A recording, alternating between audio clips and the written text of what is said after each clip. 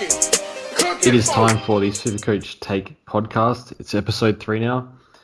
And today we're going to roast the forward line. I don't like it this year. And joining me to help me do that is Eno. Tell me how you feel about the forwards.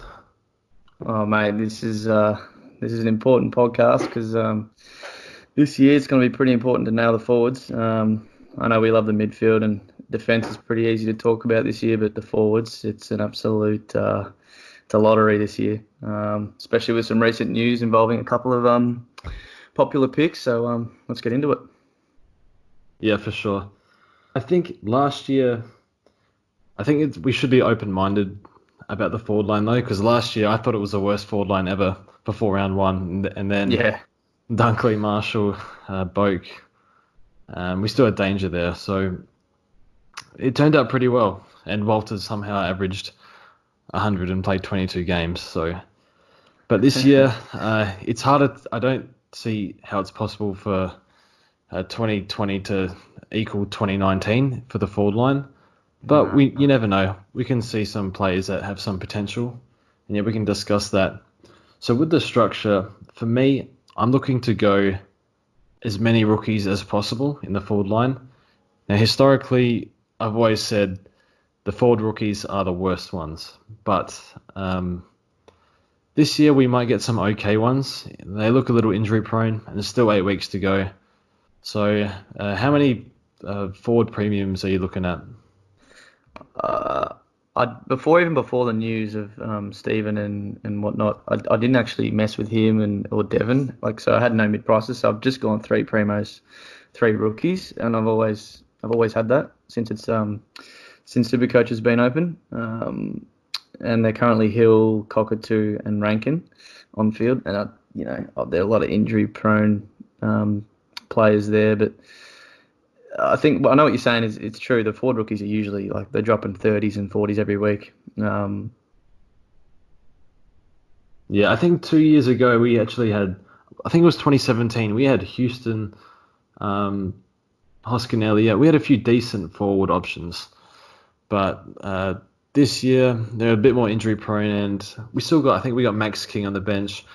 Kavara's having a good preseason. We thought we'd get him last year. McAdam might get a game for the Crows, and there's also Hosey, who's played really well in this NFL and VFL from the mid-season draft at North. So it looks like a few players are presenting themselves, but we'll wait and see.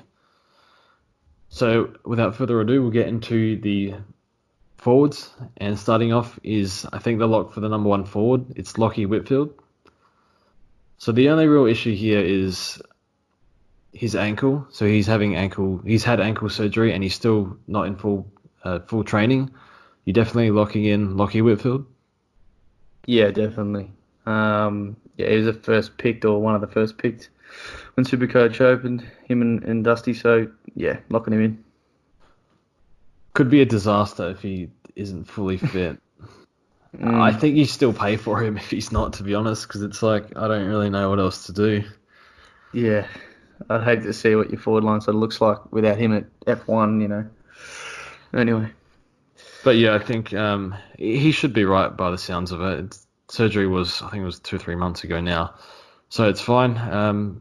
We can move on. So yeah, Lachie Whitfield at F1 can definitely go possibly 115 average, but we'll see how we go. Next, we have Michael Walters, and I hate this guy. I'm never starting him ever. I said never again last year. I just think there's a lot of bias here, but in 2018, I held him through. He was almost suspended, then he was suspended.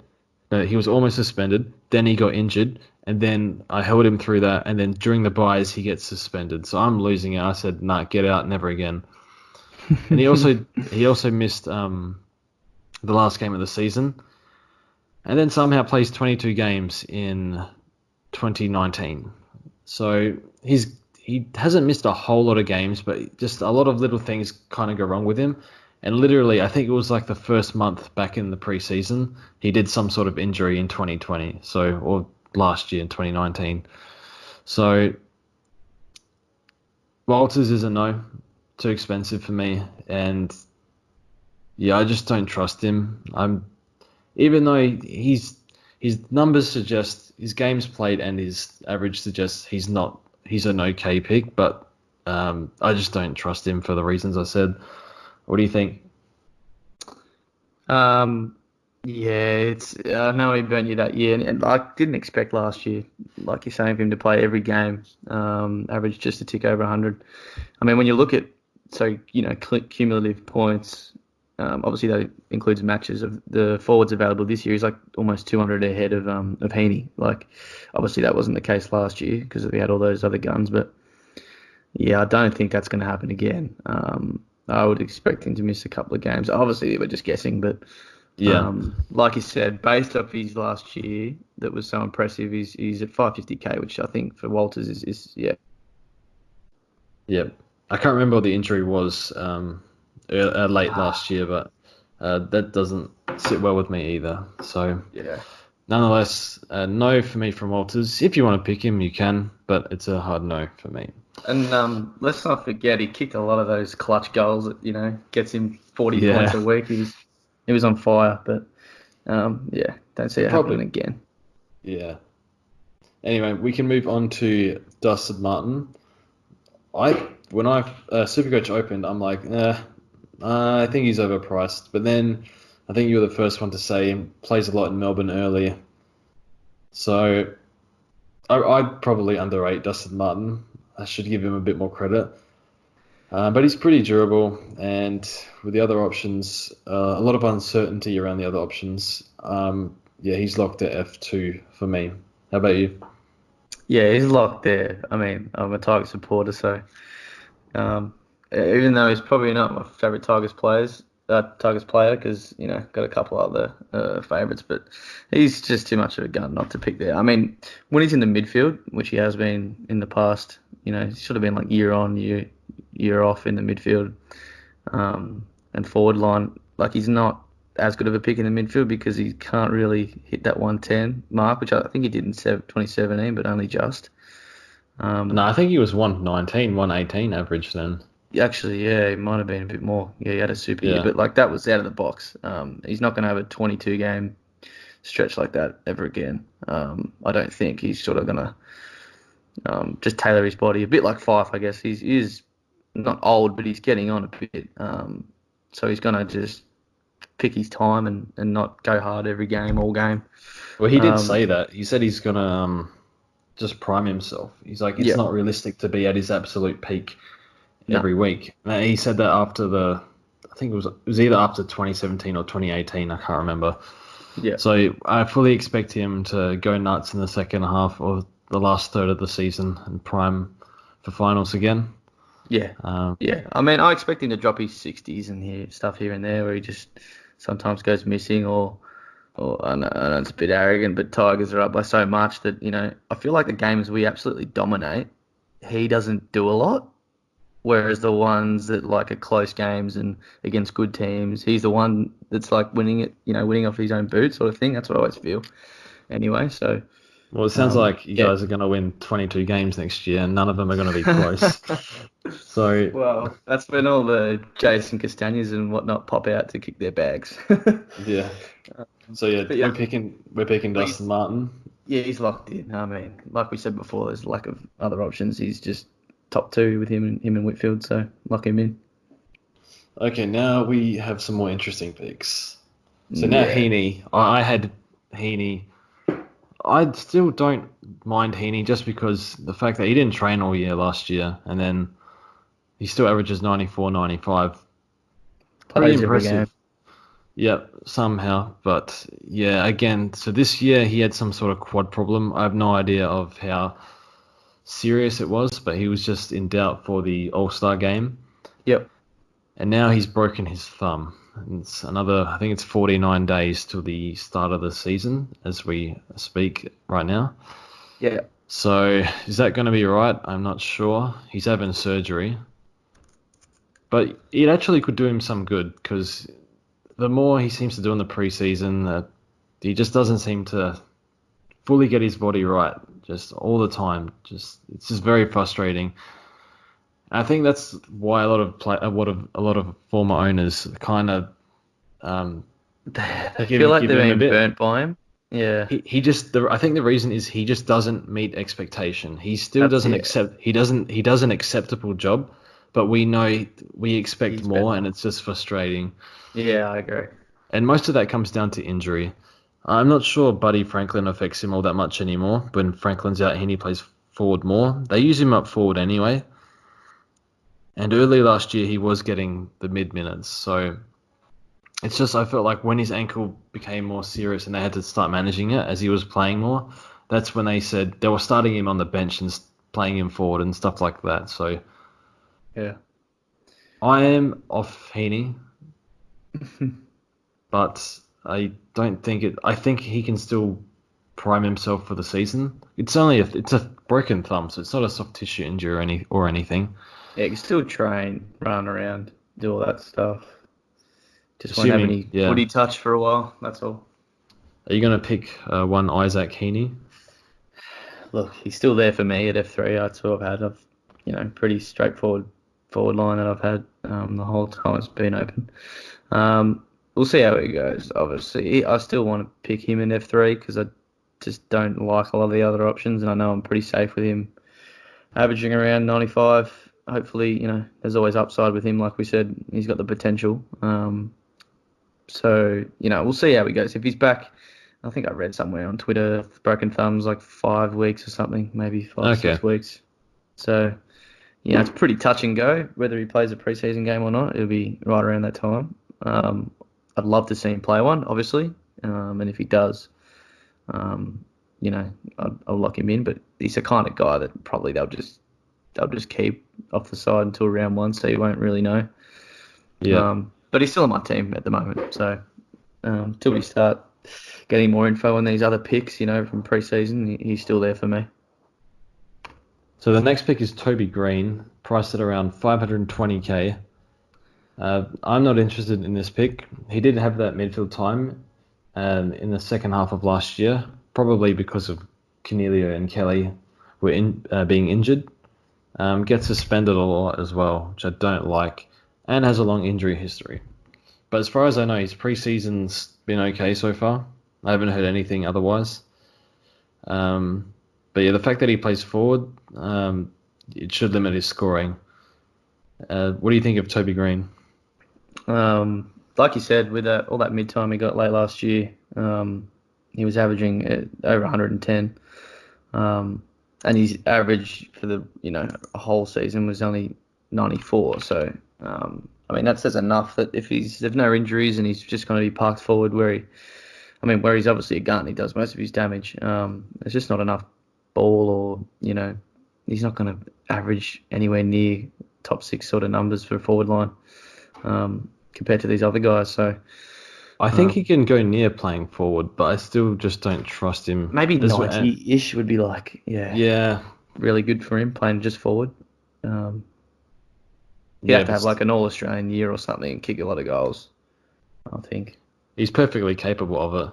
Of course. But yeah, Yep. there's Other risks too. so there's like collective risk with him. Yeah. So yeah, too much risk for me. I think one to watch in the second half of the year. Maybe if the same thing happens again. Yeah, exactly. So I will see. Okay, the next player we have is Darcy Parish. I've seen a little bit on Parish. I haven't watched him play. All I know is he looks like the one of the kids from Everyone Loves Raymond. So like, yeah, I don't know. Every time I see him, I'm just see the resemblance. But yeah, so I believe he averaged from round 10 onwards, taking out his injury game.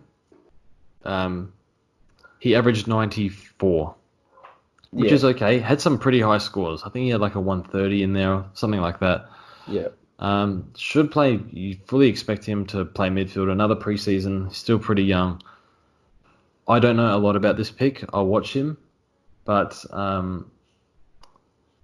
just not sure. So he's on the watch list for me. Probably not. Was a high draft pick. But yeah, I'm probably going to leave it. Do you have much to say on Parish? Yeah, I'm sort of interested in this pick. I don't know why, but I do remember him having a few, like you said, a few really good games. Maybe one of them, I think one of them was even against us. He dominated. against the Tigers, and I was thinking, geez, this guy could be something. But he had a weird year because I'm pretty sure he either got dropped round one or didn't get picked for round one or got dropped for round two or something. And Wusha, it was like it was in the news straight away. Like, why has Parrish not been selected? He's a high draft pick, all that sort of stuff.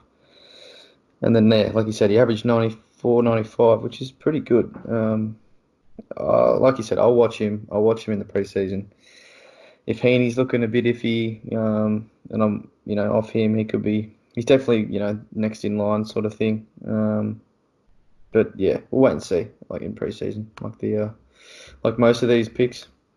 He's around 460, 470k, and that's a decent price. So Yeah, probably maybe if I need a bit more cash from Heaney, that's a reason. yeah. So keep an eye on him. Not sure I trust him fully just yet. Drops a lot of lowish scores. So maybe with more experience, he can iron them out. But we'll see how he goes. Watch him over the preseason. So next we have Hugh Greenwood. Now the Gold Coast.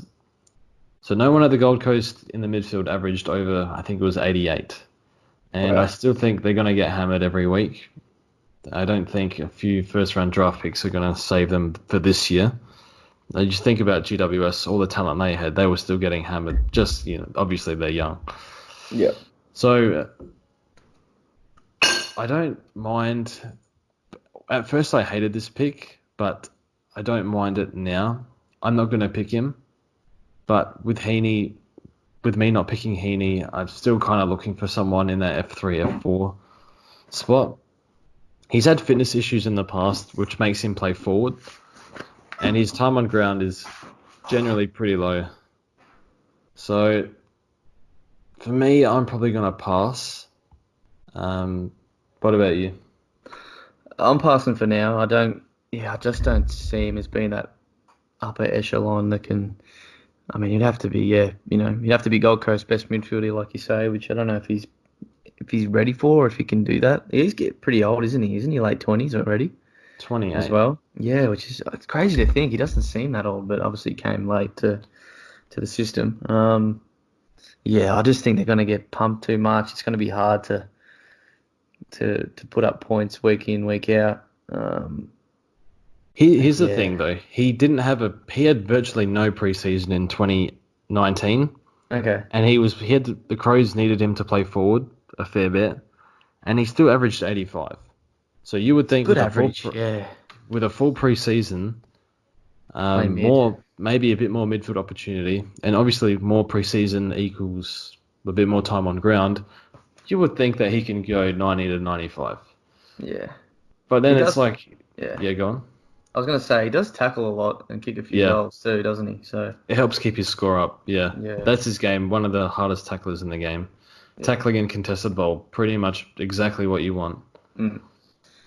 But again, I think it's the Gold Coast factor as well. A pass for me. I don't mind this pick. I'm a bit Yeah. more open to it. But yeah, pass for me. Yeah. So now we have Robert Gray. Talk to me about Robert Gray. I know you don't want to talk about him because he burnt you a little bit in the Oh, yeah. past, but I haven't owned this man for quite a while, but he's always been one of my favourite players, definitely. He's just so silky. He's like Pendles, like the game just slows down for him, I reckon. I don't really need to get too much into this, but he's obviously a superstar. Is it a pretty decent price, I think, for what he usually is in the past? He's always 500-ish and only 450 something for this year, but he's just getting on. He's, I think he's 31, 32, maybe by the end of this season. He doesn't 32 play already. 30, Yeah. already. So he doesn't play a heap in the mid anymore. He just do little short bursts here and there. It's gonna be too hard for him to keep up. I think a 90 plus average, doing what he does, especially based off last year. So yeah, I don't know about you, but I'd love to pick him, but I just can't. Oh, he was so pathetic at the back half of last year. He pretty much gave up. Just obviously, you watch your Forward. players when you have them in your team. I saw the guy. He pretty much gave up in the last few rounds. He was just missing tackles. Just like didn't move from the forward line. Oh man, it was just terrible to watch.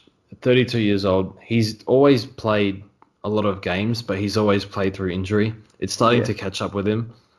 Um, Absolutely, definitely a no for me. But a superstar, I've had him in my team most years, so very grateful for his service. But what I saw last year, I cannot unsee. So I'm Yeah. not happy with Gray. With all the uncertainty around the forward line, you can't pick a guy like him. Yeah. Well, I thought he'd play more mid last year, and I was wrong about that. He played a lot more forward than mid in the back half of the year. Yeah. But anyway, next we have an interesting pick. We have Segler from Hawthorn, the Ruckman. So he's 417k. He's a forward only, but even though he's mostly a Ruckman. So this year, as far as we know, Big Boy is training in the defense, and they're using Segler as the number one ruck. I think that's what they'll go with. From what I've read, that's what they'll go with to start off with. I don't know if they keep that. I suppose it depends if it works out or not. But yeah, if he's playing ruck, that's a good sign. We want ruckman. Being a ruckman, it's one of the most Supercoach friendly roles. But is he any good? I have no idea. The last 3 games he played solo ruck, and he averaged around 90, maybe a bit more. But he did play Hickey and Mumford. I can't remember the other player. So the sample size just isn't big enough. I'm not sure if this is a good pick or not. There is a bit of risk, obviously. So I'm going to say no, but one to watch over the preseason. And I think it's one of those picks that could work. Whereas I see a lot of these picks as not working at all. But yeah, probably not for me, but I'm keeping an eye on him. Do you have any thoughts? I like the way you put it, that it could work, whereas a lot of these names were saying just we don't think will. So I do like that point with Segler, because if he plays ruck and solo rucks all year and Big Boy stays back for, I don't see that happening. But if it happens for whatever reason, that's the way Clarko wants to go. This can definitely work. What is he? Only just a tick over 420k or 417 or something. So Yeah. it's good value. You'd have to be confident in both, preseason games, him rucking and not seeing Big Boy any part of it. I still think they'll surely share at some point. You know, not relevant, but well, it's kind of relevant, but not in the same position. Sicily, like Clarko loves to sort of throw people around and change things up depending how the Hawks are going. So even if he plays ruck and does for a few rounds, it can always change. You could Yeah. always go back to old ways, or you could do something else. Yeah. He Another good doesn't have thing the. is didn't Yeah, go on. didn't Mark Pitnet leave the club as well? That other Yeah, I ruckman. think So so. so I Yeah. think it's sort of maybe that's a sign that that's the way they want to do it. I don't know, but it could work. It could work. Yeah, I just don't trust it for 22 games. As you said, things can Yeah. change. So, obviously, like McAvoy moved to the back line just It's 3 randomly. games. Yeah. Yeah, so you never know. Maybe if he's really holding that spot down, we can look at him as possibly an upgrade target, even though he's potentially a decent price now. But yeah, it could go pear-shaped if they put Big Boy back in the ruck. Exactly. So, no for me, but not one to completely ignore. So next we have Bailey Smith, Big Bezlanka. Do you want to start on this pick? Um, I'll just say he had an unreal rookie season, and I completely missed him. I'm like sure most of us did. He was a good rookie, but can he keep it up this year? I don't know, but you tell me, because you've done a lot of research on this man. So I want to let you have this one. I am a big fan of Bailey Smith. He's my current F3. Here's the thing. I think the more people tell me this is a bad pick, the more I want to pick him. Just so it That's works, just so because you like can he wasn't laugh. in my. I did a video on him, and like he Yeah, wasn't in my team at that time. But people keep saying no, no, second year player, blah blah blah. yeah. And I'm thinking, no, to hell with that. I'm picking him. So here's the thing with Bailey Smith. He was mid 2018. No, it was mid 2018.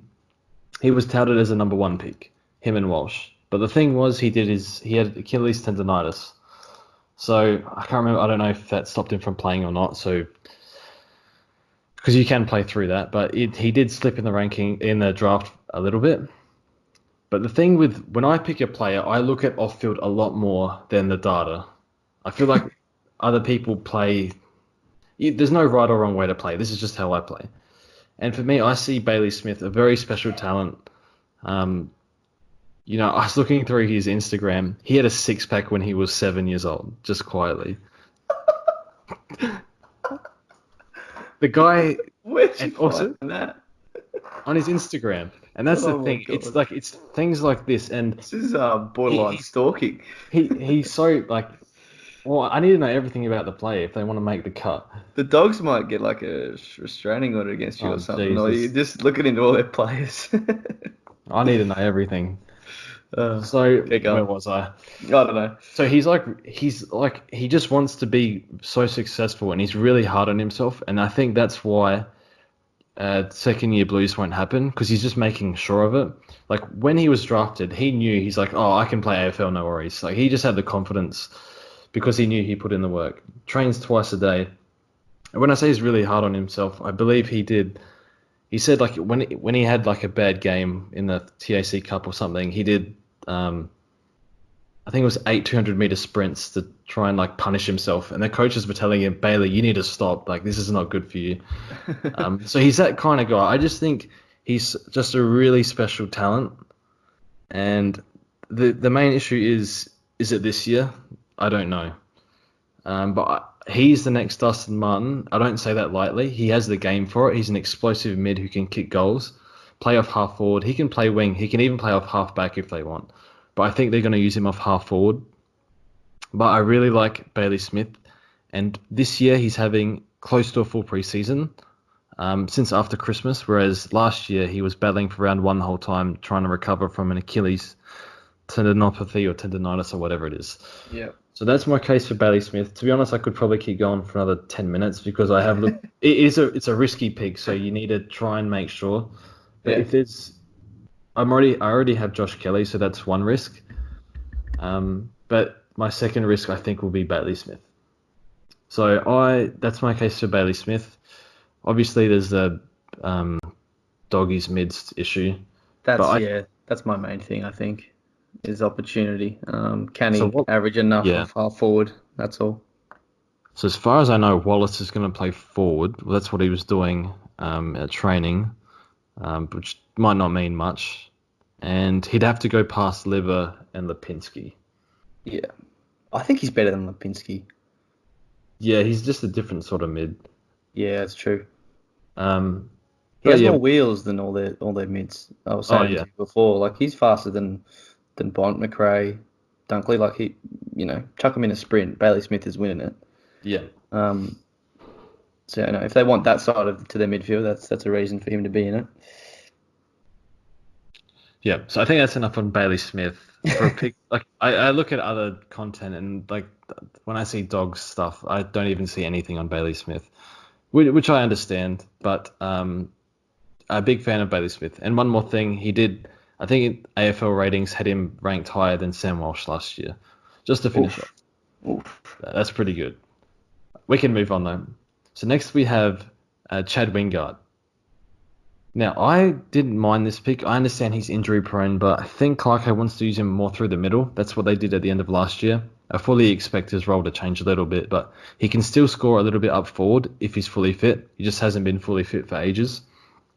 But then I just read just before this podcast, he's in the rehab group. I believe Hawthorn did an open training session yesterday, and yeah, he was in the rehab group. That's not good. So that's for someone with an injury history. I don't know what the injury is. All I know was that he's in the rehab group. Any thoughts on Wingard? I don't like the pick. I'll say that straight up. Like you said, he's got a massive injury history. It feels like he's 28, 29, but he's only like 26, isn't he? So Yeah. I don't know if that's because he's had so many injuries or he's been around since he came to comp when he was 18, like most players, but it just feels like he's been in the league for 10 years already. But like Toby Green, I'm sort of going to say he plays a lot forward. and I don't know if he's going to get enough mid-time to average enough to be relevant. That's just my little thing. And then Light Green also has those risks involved with injury, not so much suspension, but injury. So it's a no for me. I don't hate it. I can see other people picking him and they're possibly working out, but I'm not going to do it. Yeah, it's like you said, injury risk and mid forward risk sort of thing. Yeah. So for me, I will very heavily consider this pick in the back half of the year because I think quite a few times he's played really well, played midfield in the back half of the year. So we can watch him then. Yep. We can move on to Tom J. Lynch. I think for years we've been saying no key forwards, and last year a few people picked Cameron, and then he was very up and down, very patchy in form. So, but Tom Lynch is pretty cheap, and on I think the second half of the year he averaged in the 90s. Do you have any thoughts on Tom Lynch? So what is he? 388k. I don't hate it. I just don't think it's going to work in. Again, some Tigers bias here, but I just don't think it's going to work in a side like ours. Okay. If Jack goes down, I reckon it could work.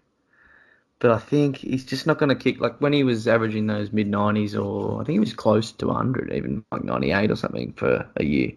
At Gold Coast, obviously he was their main target, and he was kicking bags of 5 and 6 like nearly every week. Which he's just not going to. If Jack's there, he's not going to do very often, and he's going to drop too many 40s and 50s. And it's not even Jack. Tigers get goals from the whole forward line. They're pretty unselfish. All the small forwards get involved and stuff. So I just don't think he's going to kick enough. He's definitely a chance for the Coleman, which is weird to say what I'm saying and then say that. But I don't think he's going to get a heap of the pill. Where he used to average close to 18 I reckon he's disposals while averaged. at Gold Coast. I can't remember. I think he averaged in the 90s one year.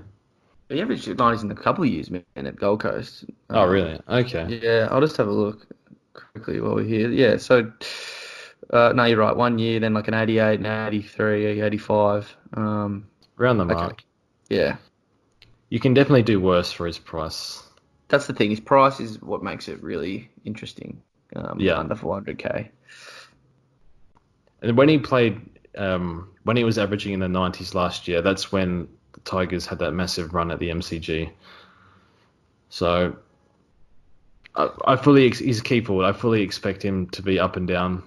Also depends on how the team goes. If the team's not playing very well, like the Tigers midfield first half of the year was pretty useless, and then the second half they were running amok. Yeah. So I'm just not sure for 22 games. But yeah, that's the thing. His price, you'd want to pick him at that price sort of thing. So I've got it here. So I look because I just assumed, but I didn't actually look. But so at the Suns, he was averaging 15, 16 touches a game. Last year, he only averaged 10.8. oh wow, okay. So it's just not enough disposals, man. Like you'd But have to in the really first kick a lot half of of the goals. year, like in the first half of the year, he was pretty useless. He was like just there to kick That's goals, true. and He had that no was it. preseason. Yeah, Somehow played every game. I don't know how, but yeah, he worked his warmed into way. the year. Yeah, Yeah, I don't hate it. I don't hate it. yeah. I won't pick it, but I don't hate it either. I can understand if you want to pick this. He's the only key forward you'd probably start with. Then you've got Dusty and Lynch. That's the other thing. Yeah. Same forward. I don't know. Yeah, I guess. Probably wouldn't be too much of an issue, but Yeah. I'm not sure. Anyway, we can move on to the next one. So we have 3 players left. Andy Brayshaw. As far as I know, I don't know a lot about this pick. I am on the Bailey Smith train rather than the Bailey, but then the Andy Brayshaw train. But Brayshaw does have a bit going for him. He was picked 2. Super talent. Really good endurance athlete. And as far as I know, his body's changed a fair bit this year. He's put on a bit of weight, just looks more AFL already. So for me, I'm a no for Brayshaw. I don't know enough, put it that way. So I need to see him in the JLT. But even then, you still don't know, which I guess is the case for all breakout picks. Um, any thoughts on Andy? It's a no for me. I fail to see how he's going to increase his average from 70 to 90. I know a couple of people have done it before, like Clayton Oliver and such, but I'm not quite sure he has that quite a talent, that quite high of talent. So I'll just look. He's only ever scored 1 ton in 2 years. Obviously, he had that 10-week injury Yeah, his first year, but you'd really have to get a lot of mid time, and obviously, yeah, be impressive in the preseason, like you said. So it's a no for me. I don't know enough about him or think he can do what we would need him to do to be a good pick. So yeah, not picking him at this stage. yeah. One to watch. I'd like to know a bit more about him. But another thing is, Freo are a pretty young team. They're going to blood a lot of kids this year. So they're probably going to get beat up a little bit. I mean, I don't know that, but if they're playing a lot of kids, it's going to be harder to win games. So, Yeah. yeah, no for Brayshaw. But I can understand if you're interested in. I know a few Freo supporters are big on him, but we'll find out a bit more. But at this stage, it's a no, and keep a bit of an eye on him anyway. Now, the final two players, Devon and Jack Stephen. So I used to have both of these players in my team. So do you have neither of them at the moment? I think you said that before. Yeah, so I obviously had Steven, and then I tried to restructure a team without him after that news. So no, but I don't have either of them at the moment. Yep. So for those who missed it, Stephen has a calf injury. It wasn't reported when he actually did it. I don't think we just kind of found out about it today, as far as I know, or yesterday. I can't remember. But Jack Stephen, I think, 30 years old, calf injury. I'm starting to feel like I may have fell for this pick early. I'm not sure because I didn't actually know. I think it was Carlo in the Discord was saying he had injury niggles and mental health issues last year, whereas I didn't even realize that. So when you're 30 and you have calf issues, it's a hard no for starting Jack Stephen. Maybe towards the back end of the year. And another thing is they said that they're going to ease him into the midfield. They're going to play him a bit more forward first. So have you written off Jack Stephen as much as I have? I don't think I've written him off as much as you have. Because like the article said, he's back to training this week. So obviously the calf injury was probably Okay. around the start of the year, maybe even pre-Christmas. I don't know how much they lied about that, but I think if he comes back and he's trained this whole rest of the way from about now, plays those preseason games, and we don't see a hiccup, I could be tempted just because he's quite cheap, and him at F4 would look a lot better than Hill. Yeah. So I haven't completely written him off, but I do understand the 30, he's 30 years old, and soft tissues really don't go away, and I mean especially calves. Yeah. You only have to look at Harley Bennell and see how bad Deledio. calf injuries can be. Yeah, ruined Lidz's end of his career. He played nearly every game until he got one of them. So they're like the worst soft tissue you can get, as far as Yeah. I know. So yeah, definitely put half a line through him after hearing that. Full line for me. I'm out. I did love Jack Stephen as a player, but yeah, I needed to do a bit more research. And the fact that you're 30 and he had his issues last year, there's no guarantee he actually gets back to that, even if he was fully fit. Finally, we have Devon Smith, 330k forward, forward mid as well. Any thoughts on Big Devon? I've actually never had this man in my team this year because I did start him last year, if you remember, and after 2 rounds, he popped a couple of 60s, and he was looking slow. Obviously, he had that knee injury, but he was looking very terrible. Wasn't doing much, wasn't tackling like he was the year before when I owned him as well, in that sort of breakout year. And I swapped him straight to Boak and never looked back. Then he sort of was out for a week or came back, and um, then he really struggled, and then did that knee, and then he was out for the year.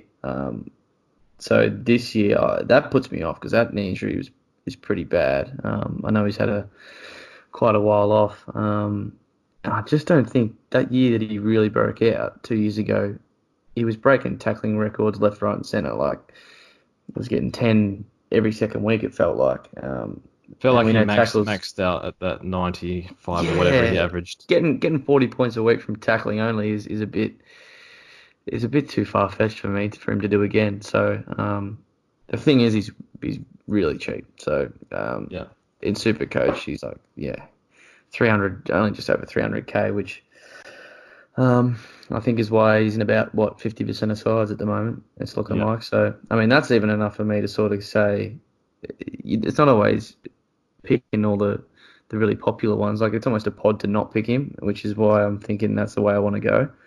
yeah. Um, I don't know about you. I think his ownership will drop down a bit. Here's the thing with this pick.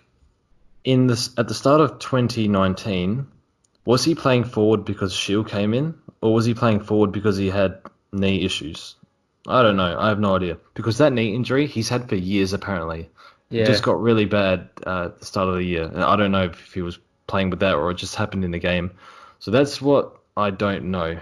But what we do know is he's training with the forward group this year. That's not good at all. So the way I see this pick is if you're picking Devon, I seriously doubt, as you said, it's not sustainable his game where he averaged Yeah. 95. No. So the way I see this pick is he's an M9 F7 swing sort of player. If you want to pick one early, because during the season, if you're looking for an F7 M9 and you see Devon Smith for 330k, you probably take that. So well, maybe you do, maybe you don't. I don't know. Um, So I think you can start him if you want, but don't set the bar too high. So I'm not starting Devon after that. It's a bit of a not here nor there sort of pick. So yeah, Well, not yeah, for me. that M9 F7 thing can definitely work. I mean, it worked for me last year with Heaney, and he's 150k more than what Devon is this year. Yeah, I held on to Heaney all year, and then obviously made enough money and generated enough cash and with trades and whatever, and I was still able to have him as that swing and fill out my forward line with other people, those top guns. So at what is he, 330k yeah, or whatever, it's definitely plausible. But he sort of has to average enough to be even worth fielding when, in those times you need him, which I think he can average, like you said, 85. I don't see 90 plus. I think that knee injury is gonna bother him a bit. I think that's probably why he's not gonna see mid time really ever again, because okay. that knee's pretty bad. Like it's not like an ACL. Like it's Does he still really have the knee injury? like obviously he's had the surgery, but I think he should be training with the mids if he's fully over that. Is my opinion. Yeah, you probably think so. So if they're training with the forwards, that means they're just going to ease him into it. Which obviously, like we said, there's heaps of value at 330k, but yeah, I'd rather just start the three primos and avoid him at this stage. Yep. I think part of the reason why I had Devon and Stephen is because I didn't know who else to pick. Yeah, And now we have a bit more info on both of them. I'm not interested in either. But anyway, so just to recap, I'm running three forwards. So I'm running Whitfield, Dusty. I think everyone will do that. Then I have Bailey Smith, and you have I have Whitfield, Heaney Dusty, still. and Heaney still. Yeah, Okay. And then Hill at F4. yeah. So hopefully we get the rookies. Would be really nice because I don't want to pick anyone else. Um, but anyway, thanks for joining me today for another podcast. Good work. No worries, George. See you next time, buddy. No worries. And next time we'll probably do rucks or midfielders part 2. See how we go. Yep. All right. Thanks again, mate. Cheers. See you later.